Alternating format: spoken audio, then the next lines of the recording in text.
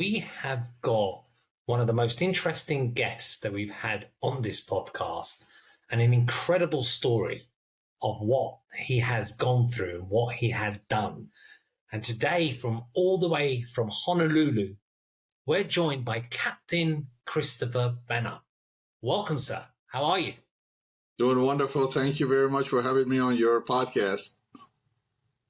Great to see you. You look well. So a little bit background about Captain Chris. He was born in Amol in Iran and raised in Tehran. And upon graduating from high school, he moved to London in 1976.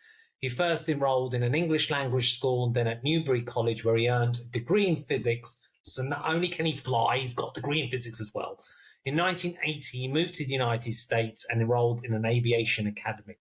And Captain Chris has reportedly done over 30,000 hours of flying time and covered over 15 million miles in all that time.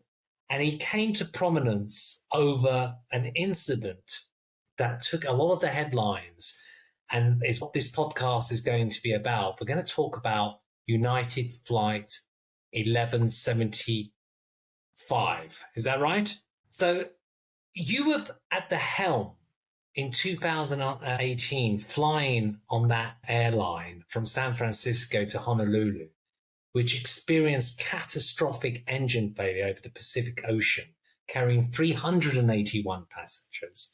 And in the earlier take that we did, I said 374 passengers, but you corrected me. And for the audience, what's the discrepancy and why between those two numbers? The discrepancy is that the actual 777 that United has, we have different versions depending on the configuration. That model, the A model, 777-200A model, carries 364 people. However, on that day, we had 381 souls on board. The rest were children under the age of 2, which by FAA standards, they're souls on board, but do not count for the weight manifest because the poor things don't weigh anything. Oh, I didn't know that was such a thing, actually. You actually received a Superior Airmanship Award by the Pilot Association as being a distinguished captain around this particular flight.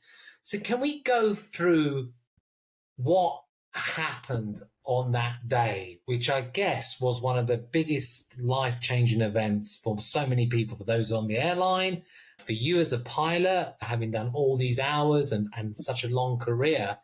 How did this incident with what happened with Flight 1178 began? Did it start like any other flight for you on that particular day in question? You do your kind of usual routine. Did you feel anything? Was anything different at the beginning of this flight? No, actually, it was a beautiful winter day in San Francisco. Very crisp, very cool. Visibility was awesome. So the audience know I live in California, and United Airlines has different bases where pilots can live and fly out of. So mine is in San Francisco. Right across from San Francisco Golden Gate Bridge, there's a small town of Sausalito. I do a lot of sailing. My passion away from flying is sailing. And obviously, for those who do sail, understand that it all has to do with nature and balancing the sails and get the wind into the sails, fill it up, and the boat goes using just the wind, it can move through the water. So the night before, I spent the night on my boat because I wanted to be very fresh. It was an early morning departure out of San Fran. So I always put safety first on my checklist, whether I'm flying for United or driving any other type of vehicle. And so I wanted to be very fresh. Weather was perfect. Everything was great. We took off from San Francisco. I met my co-pilot. And when we got in the airplane, there was another gentleman, a pilot, who wanted to sit in the cockpit because as a pilots for United, we have the privilege, and other airlines too, that we can go sit in the cockpit. If there is no seats in the back as a passenger, there are 2 seats in the cockpit that they can sit in and go from point A to point B. We call them OMCs, or basically jump seater. So if I wanted to fly on British Airways, if there is no seats in the back, the captain, you can use his captain authority and after checking all my credentials, allow me to sit in the cockpit and fly from San Francisco to London with them. So in this case, this gentleman needed to sit in the cockpit because the airplane was absolutely full and there were no seats in the back. So after the introduction, doing the safety check with him, I show him everything, where the oxygen is and the emergency protocol if something were to go wrong. He sat in the cockpit, so it was actually three of us. And what was interesting that comes full circle, Mr. Ed Gagarin, not only he was a pilot for United, so he was very familiar with our SOP, standard operating procedures, and the way United works. But he already, that morning, he got checked out as a 777 brand new co-pilot, passing his test and IOE, initial operating experience. So he was as fresh as he can be, as sharp as he can be. And I believe the man upstairs, he put him or she put him in that cockpit for a reason, because he became tremendously instrumental to what happened when the engine blew up at 36,000 feet. As someone who is frightened of flying, as I mentioned to you, doing this podcast is my way of changing that and overcoming my fear of flying, even though I love traveling. But this is too much of a fascinating story and too much of an important one. You get into the airline and it's pretty much like any other flight. You're going through your protocols, albeit you've got this individual and what you just mentioned, that was a stroke of fate or luck or what, you name it, whatever it was meant to be, him to be there. So as you take off, how long is it in the flight where you start to encounter any problem? So the flight to Honolulu that morning, obviously the flight time changes due to the wind. If you're flying into the headwind or going with the tailwind, it changes the time from 5 minutes to almost 30, 40 minutes of flight time. That day, obviously, we're flying into the wind, going westbound, because the way the Earth moves and the wind pattern works. And so we were heading to the headwind, and it was about 5 hours and 40 minutes. So the first 5 hours, everything was perfect. A little bumps here and there. I think we were at 32,000 feet, and we hit some bumps mid-flight. So we went up to 36,000 feet, where I found smoother air. And everything was absolutely normal.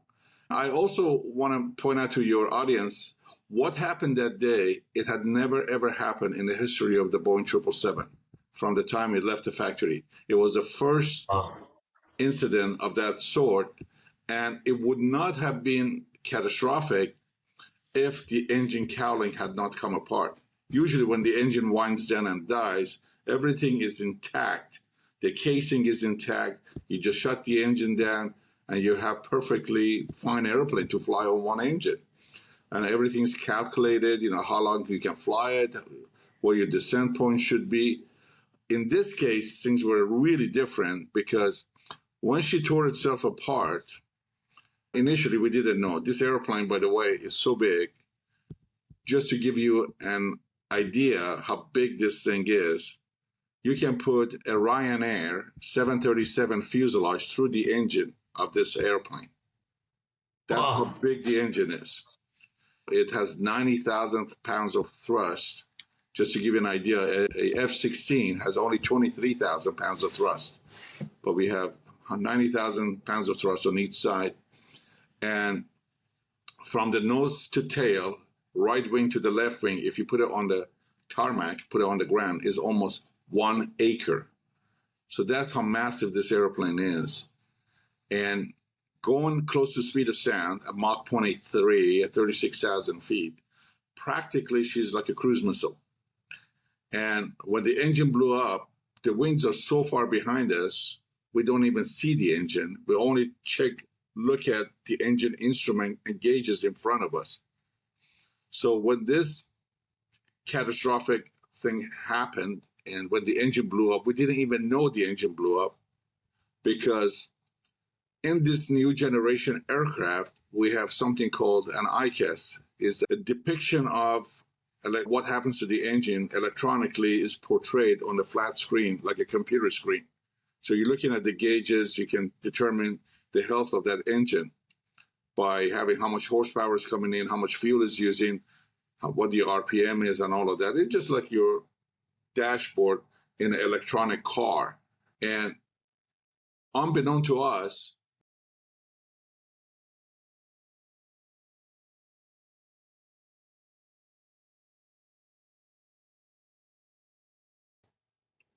the casing came apart and took the computers that is attached to the side of the engine, called the EC, electronic engine control units, took that with them.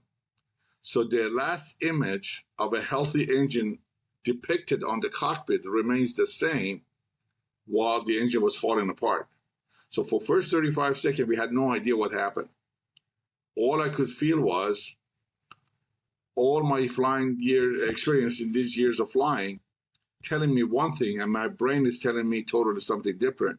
The brain is saying engine instruments are normal, but the airplane itself, it went from straight and level to 45 degrees of bank at 36,000 feet, close to speed of sound. So my body says correct for that, which is basically means put the opposite aileron and the rudder from rolling over, because I'm sure you see some of these movies or documentaries where they're sending them a satellite carrying, what is that called? Not a missile, but when they launch satellites to space, when you see the machine takes off the ground, just for some reason. The rocket. They're rockets, yeah. Imagine that rocket and it's going fast and then it starts vibrating and oscillating and goes out of control. If I had let this go any further, she would have gone upside down. And the pilots who fly professionally understand that at 60 degrees of bank, that aircraft weighs twice as much. Your body will twice as much. And once you get out of control, it might not be able to ever get it back, or she might basically break apart in the air. Your instruments are saying something, and then you're physically feeling a phenomenon.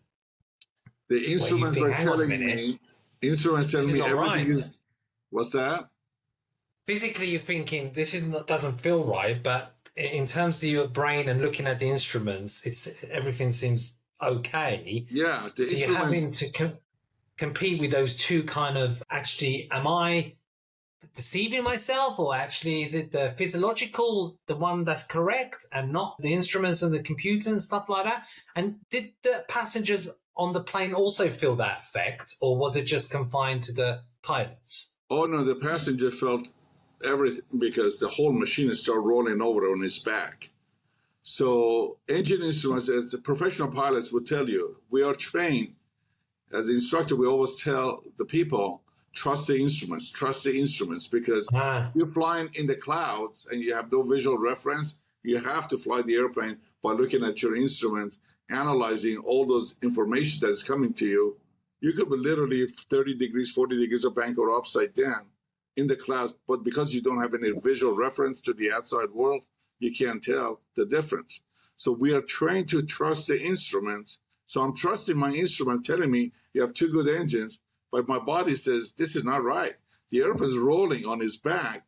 You have to counteract that, which would be as she rolls to the right, I have full left aileron, full left rudder, and the nose of the aircraft was so high at that time that is called the angle of attack. And we had to lower the nose. Again, by the way, there's no checklist for this. It's just doing what you are trained to do and what you feel like this is what I need to do at this point. Because I knew. And you never, in those simulations that you see pilots do, you've never practiced that or seen anything like that. This was just pure instinct, was it?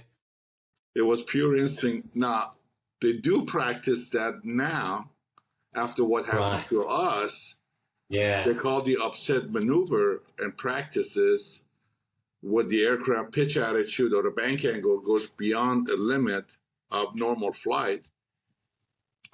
And the reason the guys practice that so they can get familiar with if the aircraft goes into unusual attitude, how to control it.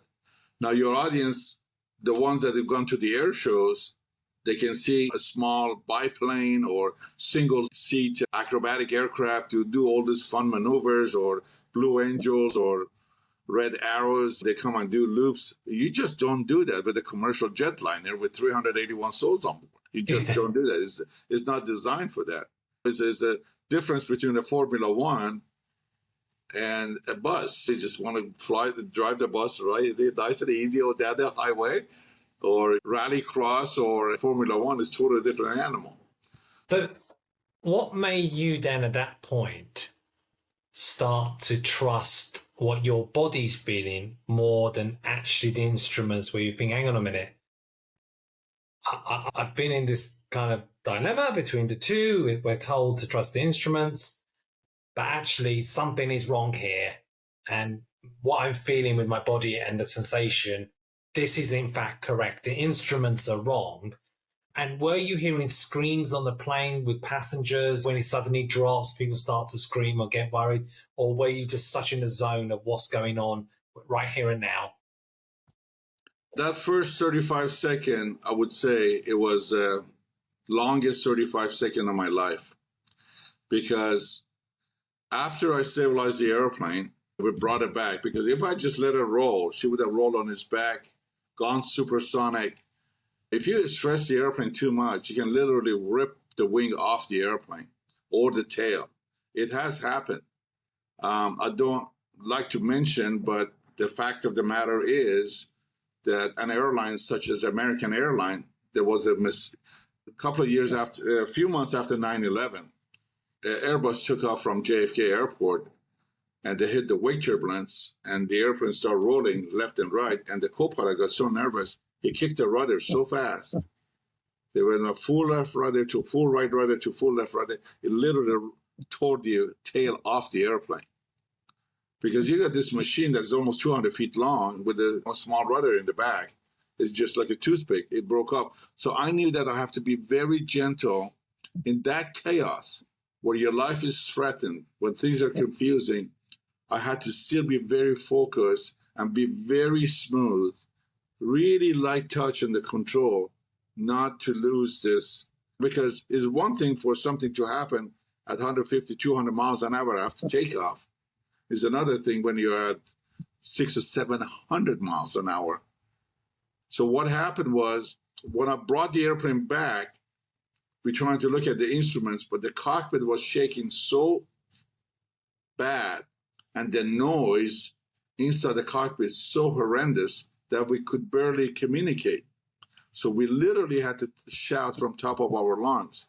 By shouting and raising my voice, wasn't the fear, wasn't like demanding something. It's just like, otherwise the communication was impossible. If you watch those World War II movies and see a German sub getting attacked and start sinking, the twisting metal sound, that's what we had in the cockpit. And to give your audience a feel how it felt, so they can feel it, imagine a 18-wheeler semi-truck going down the railroad track at 200 miles an hour with no shocks, with no shock absorbers. That's the feeling we had, the vibration. And if you look at some of those videos that is on the Captain Benham on YouTube, once you see the shaking of that engine, that stayed with us all the way to touchdown. Now, other things that I had gone wrong in that situation was the autopilot disconnected because it was beyond its capability to control the aircraft. The auto throttle disconnected because the engine just tore itself apart.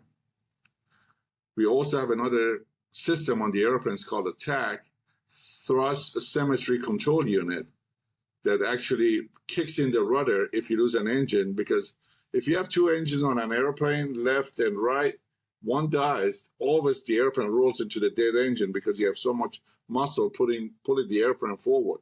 And that was out. And all our communications with dispatch and Boeing and all of that crapped out too. So we had no way to communicate with them to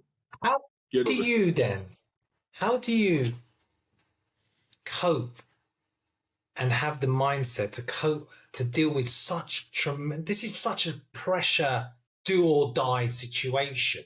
People use it as a cliche often in life, but this literally is. and the responsibility of everyone else. Did you feel like your life flashed before you? Was there any sense of panic at all?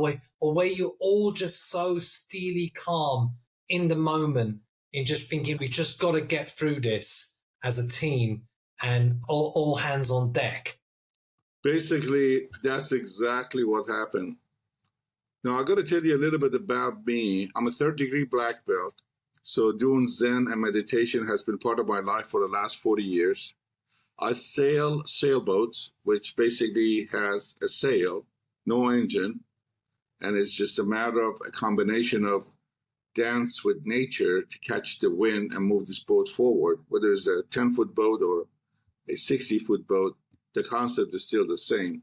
It's all about balancing act. And also, again, these things are on my YouTube channels. I balance rocks for meditation. I always tell everybody that everything in life has a balance point, even a dead rock.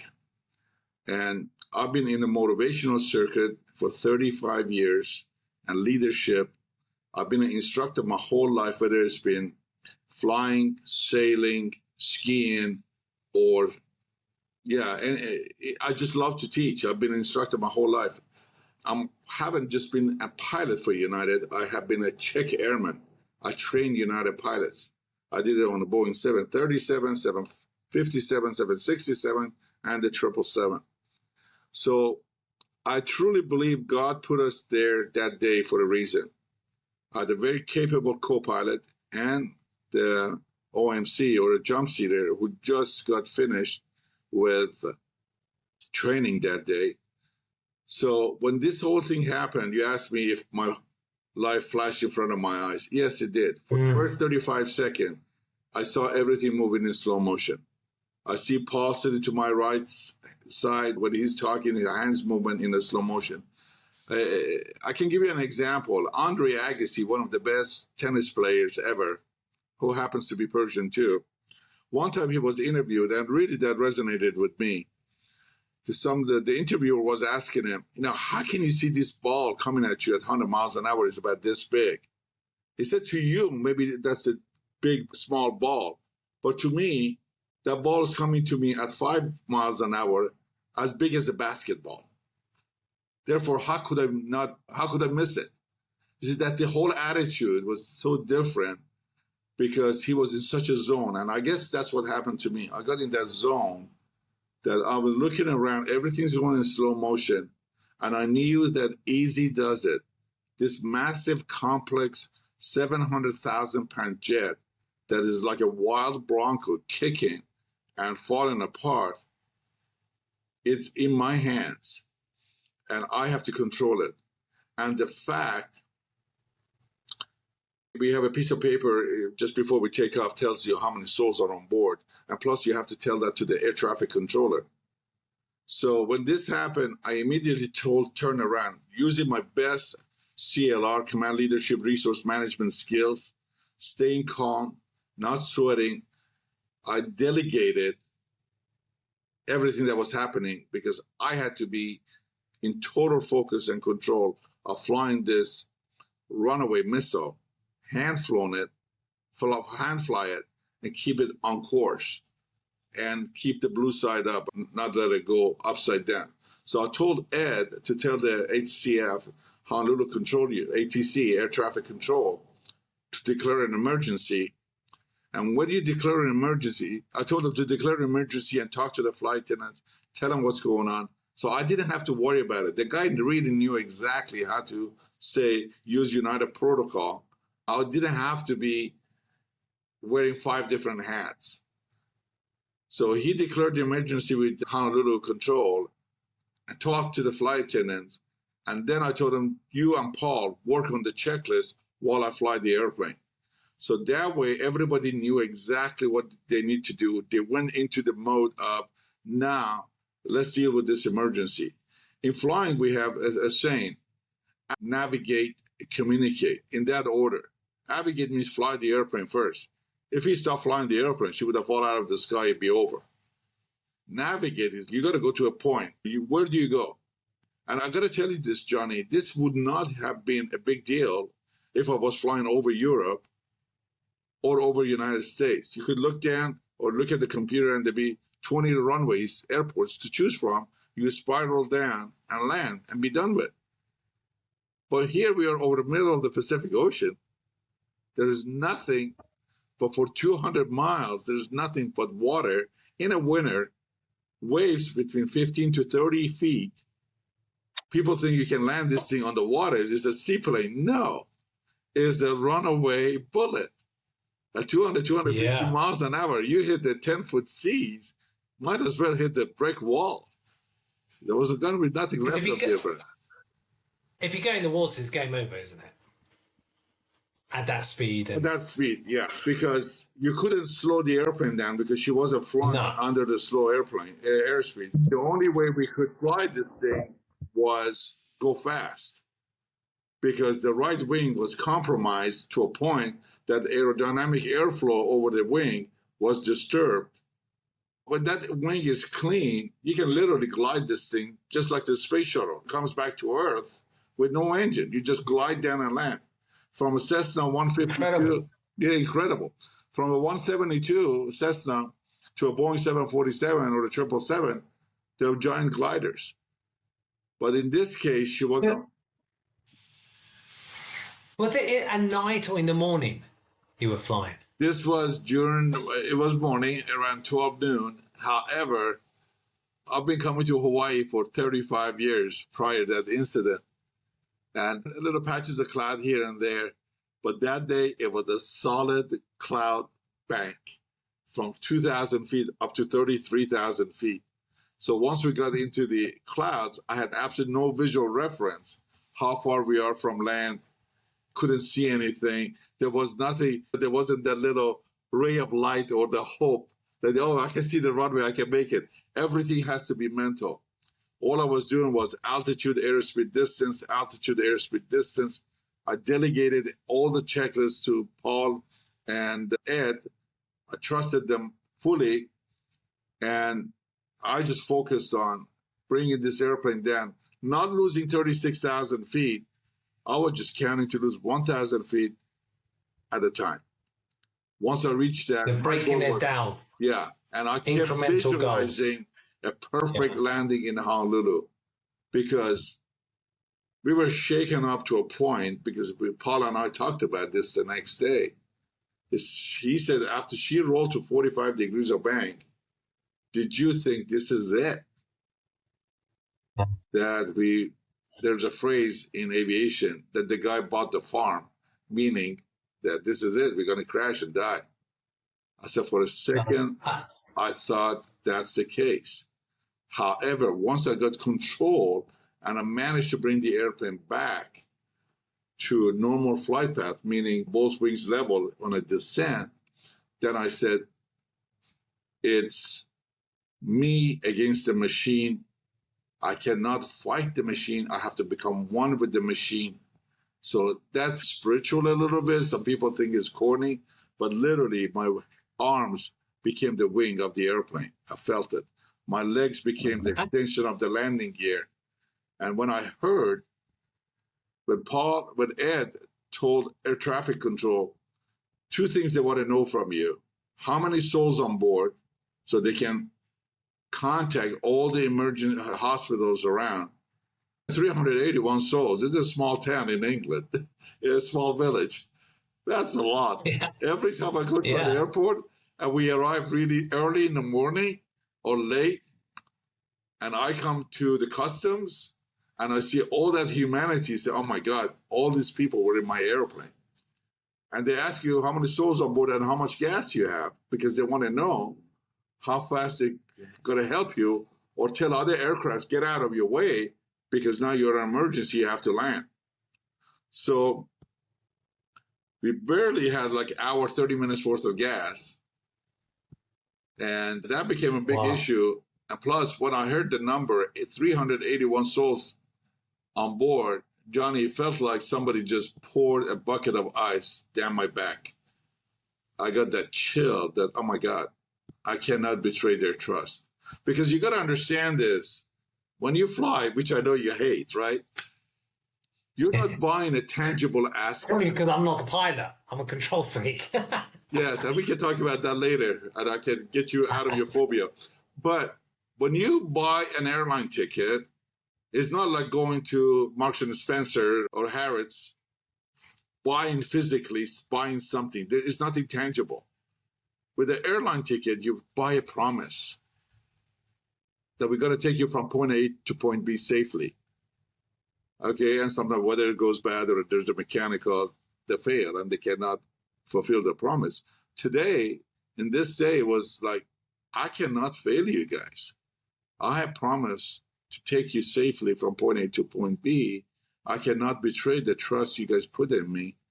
And that's where everything inside me just changed. My whole life went in front of my eyes, my kids being born, my dad being sick, me not having the chance to say goodbye to my loved ones. The first 30 seconds was just absolutely out of this world experience. But that made me so focused that I made one decision that morning, and one decision only. Today is not going to be the day that we die. Absolutely incredible. And so much to unpack there, and inspirational how you coped under pressure and the team around you and the way you turned things around. And I can relate to that flash in your life before you. Not that I've flown a plane. When I was driving a car and it was a Friday and it was on a major motorway here in the UK, M25, which is the biggest one, I literally fell asleep for about 30 seconds, 45 seconds.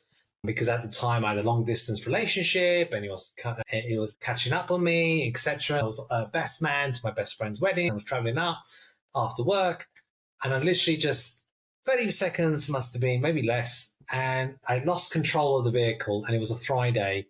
It was slow traffic, but I smashed into the wall separation between the other side of the motorway, spun the car round and everything went in slow motion. It felt like, and then I had this thought in my head and I was actually talking to myself thinking, oh my God, I'm going to die today. I can't believe it. For some reason, it didn't happen. And there was a massive truck that was about to hit me and he wasn't carrying a load. So when the ambulance came and everything like that, the car was written off. They said, you should buy a lottery ticket because you doing what you did on a Friday on the biggest and busiest motorway in the United Kingdom and me not having a load as well, consider yourself a lucky man. And I can relate to that. When you talk about Andre Agassi, which is one of my most ultimate favourite players of all time, being half Iranian, half British myself, I used to follow his career and I love tennis. And what you just mentioned in terms of what he said, it just goes to show, cometh the hour, cometh the person. And that steeliness of being in that Zen mode, that zone, is so critical. So it's just incredible the way you outlined it, relayed it. I want to ask you, would it have been harder at night, easier? Because I've tried to stay away from nighttime flying with this phobia of flights. Because I always feel, I feel it's better during the day. I don't like it all in the dark. Environmentally, the wind shifts and changes as the landmass heats up over body of land. And with the air movement up there, maybe it would have been less turbulent. But in this case, it didn't really make a difference because at 33,000 feet, we entered the cloud. And a moonless night is black above you and it's black ocean under you. So you have no reference where the horizon is to keep your equilibrium or keep the aircraft stable. And that, again, goes back to just trusting your instruments. What we do up there is pretty incredible. You're at a point in space, moving at 600-700 miles an hour, and all you're doing is you're focusing on the cockpit instruments for navigation, for flying the airplane, keeping the pitch attitude, the bank angle, and all of that. And so I don't know if it would have made a difference, whether it was night or day, because I wasn't going to let us fail that day or that night, period. I made that one decision, and that became the driving force. I have the tremendous ability when things gets really hard to be even more and more focused and not panic and see the really big picture. And that's what I said to you. From the moment this happened, I kept visualizing a smooth, perfect landing. So I set the goal out there, I visualized that, and I just had to go through the motion to make it happen. And a lot of other things did go wrong. It wasn't just one emergency, Jonathan. It was 9 emergencies, one after the other, because it affected the wing of the airplane not being flyable. It affected airspeed. It affected the controllability of the aircraft. And when I put spirituality into it a little bit, if you believe in power of the creator and power of nature, that everything has a balance point, I truly believe that the man upstairs, God, or whoever you want to call it, put us there because when you're born, it's not an accident that you and I are on this earth. There is always a fact that there's a defining moment. There is a purpose in life to be on this earth. And for me, I think I fulfilled that purpose during that 40 minutes by saving 381 souls. One of my followers, who's a doctor, he wrote me a text and it just really resonated with me. And he said that, Captain, just like you, at that time I had 33 years with United. And he says, I've been a doctor for almost as long as you've been a pilot. Throughout my whole career, working in and out of the emergency rooms, I was able to save 8 lives. And here, you saved 381 souls. An Israeli friend of mine also says that there is something they say in Hebrew, for one who saves one life is like has saved the whole earth or whole world. And he says that you've done that 380 times over because, someone up there put you in that moment to do that. And it's a gratifying feeling to get these emails and texts from some of the passengers that have obviously walking on this earth, the moms, dads, grandparents, the kids that now they got married and they have their own kids now. And it is really great feeling to know that you did something good, you did something right. And again, I absolutely believe it just wasn't us. It was bigger power out there that was playing a role. The reason I say this, it sounds corny, but I never had PTSD. I love flying. I could not wait to get back in the car. Yeah, I was going to ask you that. Did you not? That would have freaked me out thinking, actually, I'm done with this. Yeah, it has That's happened to like some really airline disturbing. pilot, some Australian guy. Something horrible happened to him up there, and he landed and gave up flying altogether and just changed him forever. To me, no, I was dying to get back in the cockpit. The whole investigation took almost 3 months. And after the second week, I'm like telling my girlfriend that I want to go back. But one thing I was going to say is that and you got an award for that. You got an award for that. Yeah, there's an organization everything called that you did. Airline Pilot Association, ALPA US and ALPA International. They have about 65,000 members. And they have a appreciation or something that is called a Superior Airmanship Award that is not given out normally to everybody, but people who have really made the big difference.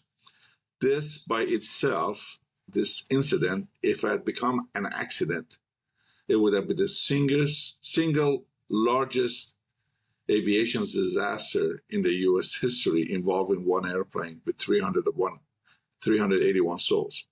There have been cases like 2 airplanes collided and a lot of people died, like in Tenerife between KLM and Benham many moons ago. But that many people on one airplane, it would have been the worst aviation disaster in the history of aviation involving one aircraft. So the Superior Airmanship Award by ALPA, Airline Pilot Association, with 65,000 members, is like appreciating your skills and airmanship to save not only the passengers, but also save the airplane. And this is, to give you an example, is like an Oscar for the pilots or Nobel Peace Prize for scientists.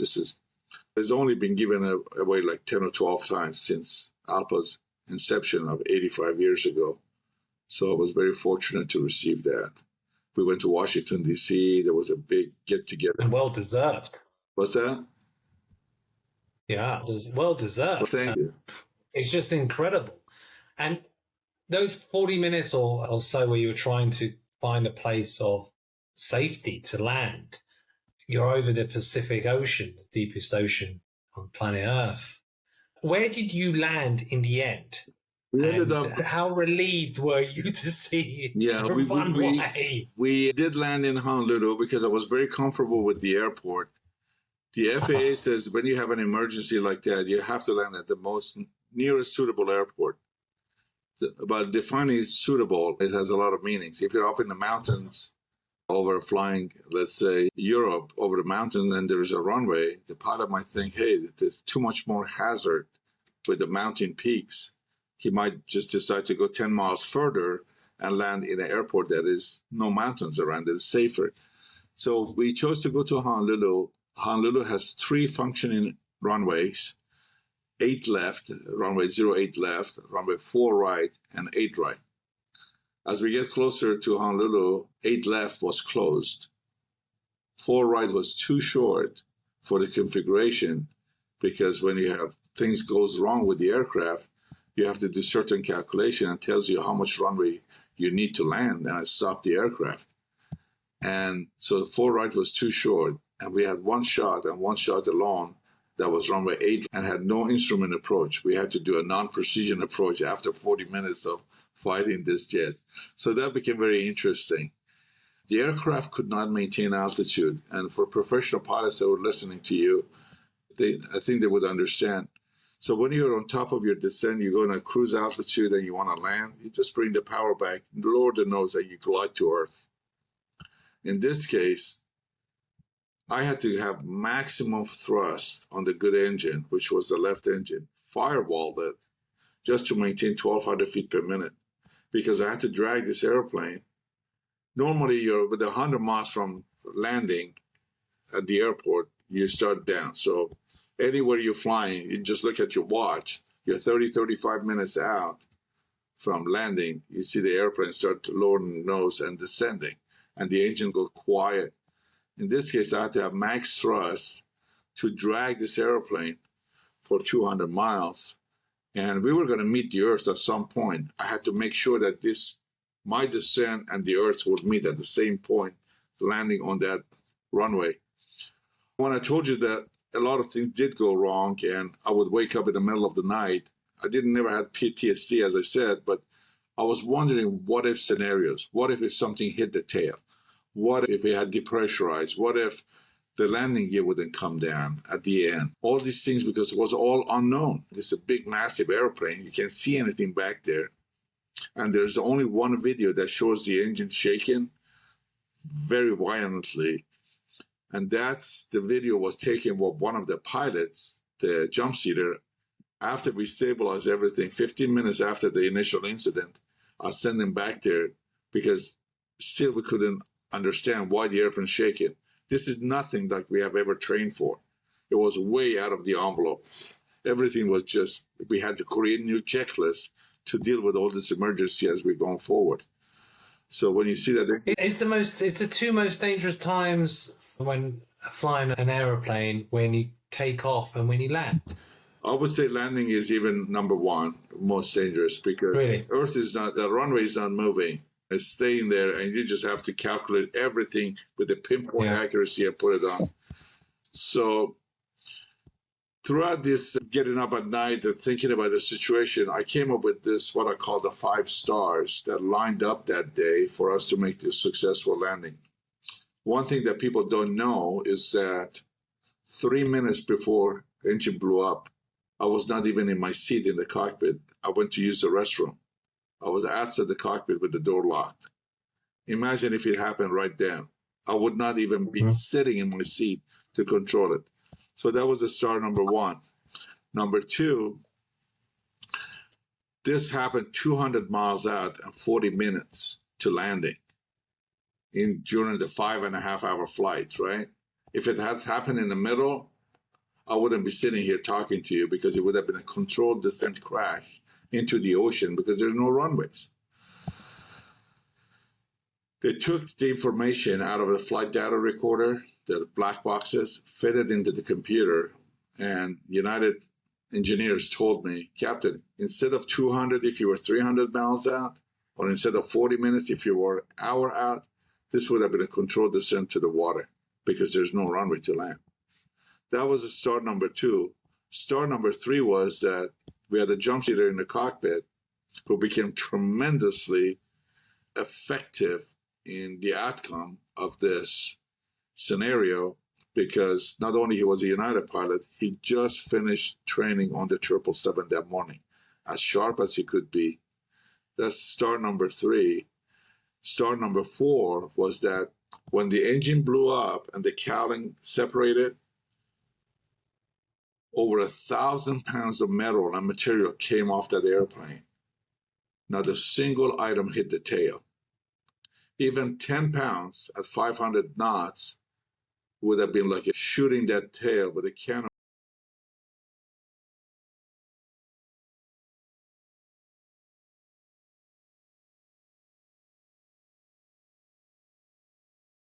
Number 5 star, which we didn't know at the time, was, Johnny, that a blade came off the engine and hit the airplane, but hit the strongest part of the aircraft, which we call the stringers, and bounced back. And there's a picture of it. The dent he put in the fuselage is only 4 inches below a window. If he'd had it hit 4 inches higher, we would have depressurized the aircraft. You know, you've heard about that, right? Yeah. And the checklist says you have to lower the nose and get down to 10,000 feet for passengers to survive. And you have to get to lower altitude. And if it had punctured the fuselage or broken that window and we depressurized,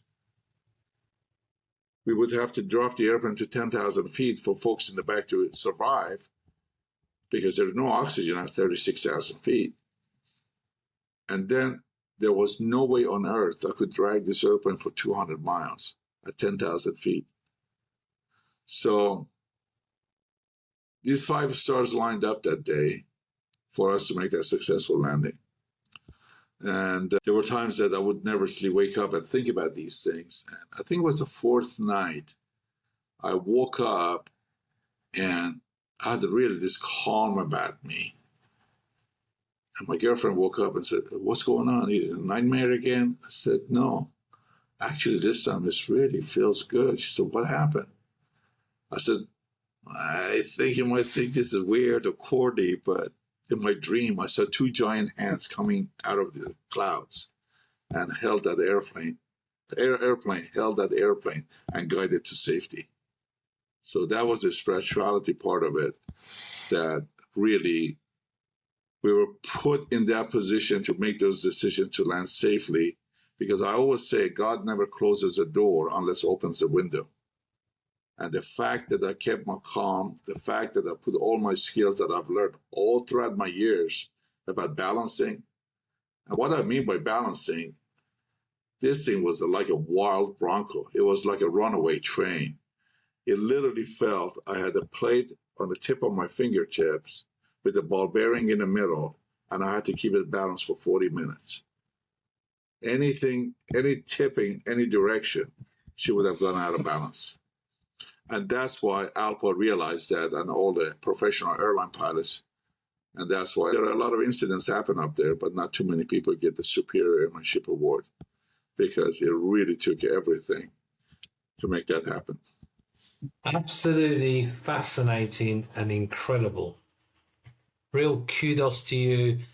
An incredible achievement, an incredible act of being calm under pressure, being in the moment, and being able to turn around adversity into triumph. I bow my head to you. Incredible. I'm sure those passengers as well will forever remember what you did.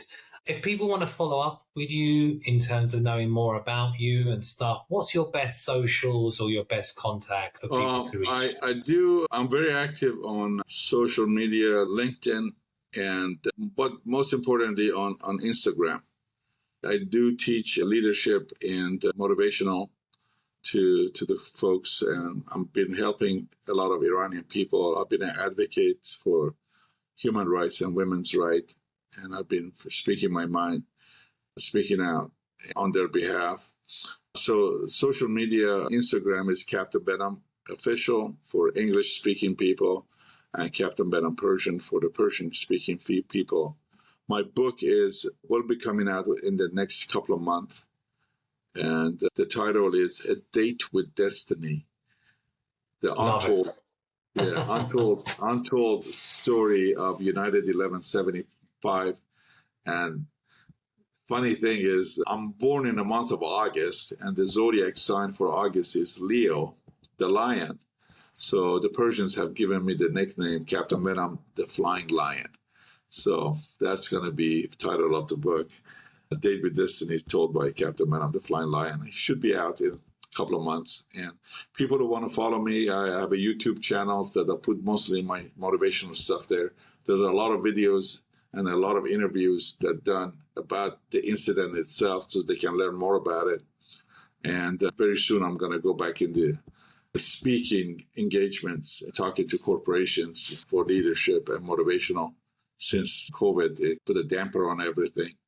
But now we're getting back on track with that as well. You certainly are the flying lion, and you don't just talk the talk, you walk the walk. And you fly it as well. So definitely do reach out to Captain Christopher. Check out his socials and his book and everything else. I've found it an absolute fascinating podcast in hearing this incident and this story. So I really want to thank you for your time and send you blessings for all your other subsequent flights, etc., moving forwards. It's been an absolute pleasure, and this has been successful Iranians. Thank you so much, Johnny. Thank you for this wonderful interview, and I hope our paths cross one day in Europe or London so we can actually meet in person. Yeah, and I hope you're flying my plane. Definitely. Thank you. Take care.